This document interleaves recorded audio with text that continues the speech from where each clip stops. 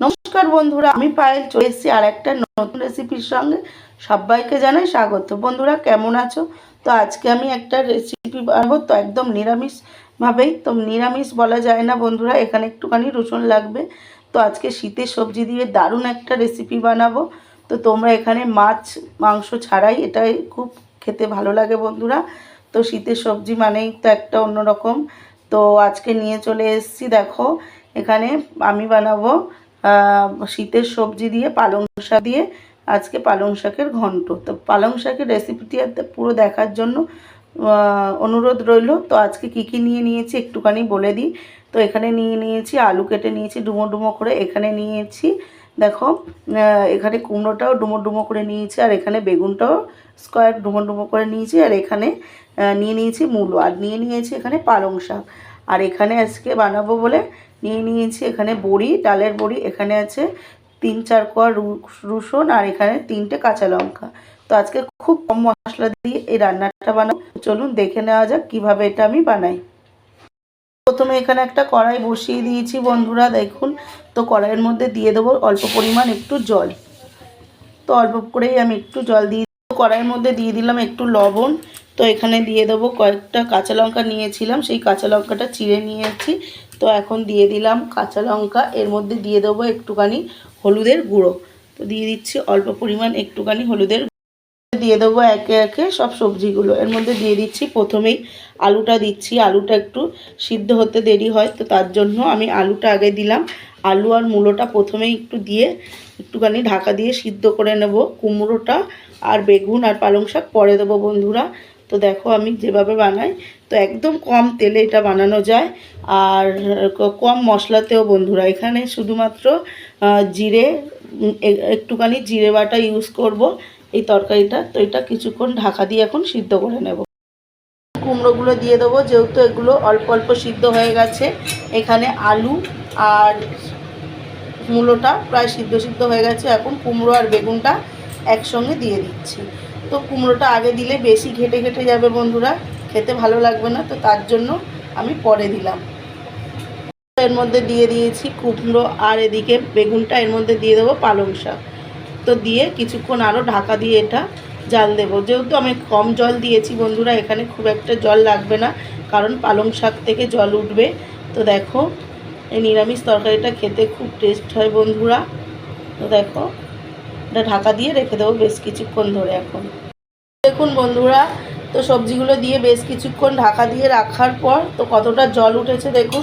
তো আপনাদের দেখিয়েছিলাম যে আমি অল্প পরিমাণ জল দিয়েছিলাম এখানে। তো দেখুন কতটা এখানে জল উঠেছে। তো এখন এগুলো আমি নামিয়ে এখন আমি সোমবার দেব। জিরে দিয়ে দিচ্ছি, জিরেটা আমি ভেজে তুলে নেবো এখানে।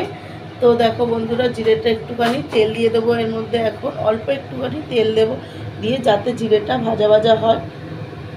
দেখো অল্প পরিমাণ একটু তেল দিয়ে দিয়েছি। জিরেটা এখন একটু লাল লাল করে সুন্দর করে ভেজে নেব।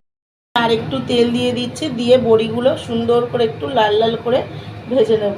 তো বড়িগুলো এখন এই তেলের মধ্যে দিয়ে দেবে। তো বড়িগুলো দিয়ে একটু সুন্দর করে লাল লাল করে ভেজে নেবে।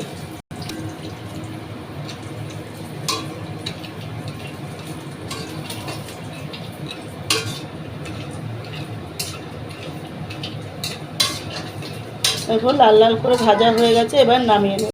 ভাজা হয়ে গেছে, আর একটু এখানে তেল দিয়ে দিচ্ছে, দিয়ে এর মধ্যে রসুন ফোড়ন দিয়ে দেবে বন্ধুরা।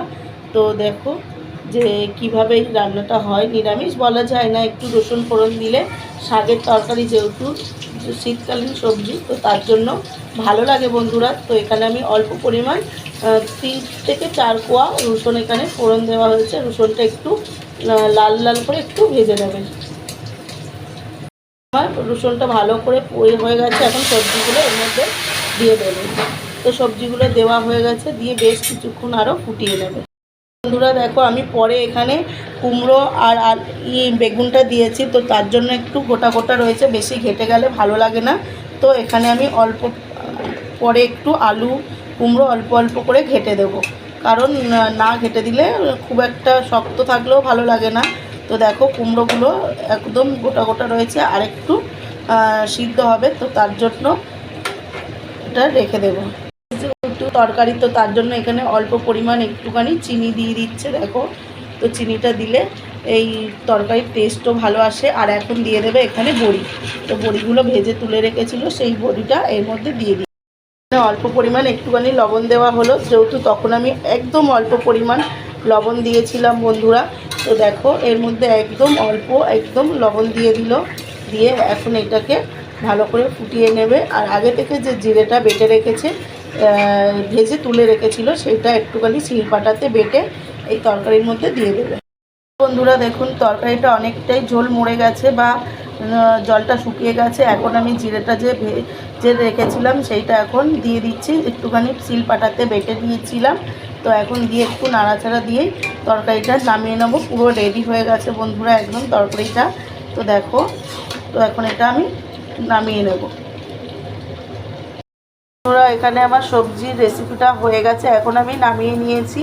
তো কেমন হয়েছে তোমরা কমেন্টে জানিও। আর কারা কারা এরকম শীতের সবজি দিয়ে বড়ি দিয়ে রান্না খেতে ভালোবাসো কমেন্টে জানিও। আর আজকের রেসিপিটি যদি বা তোমাদের কাছে ভালো লেগে থাকে, লাইক কমেন্ট শেয়ার সাবস্ক্রাইব করে পাশে থেকো বন্ধুরা। নতুন নতুন ভিডিও ছাড়া মাত্র যাতে তোমাদের কাছে পৌঁছে যায়।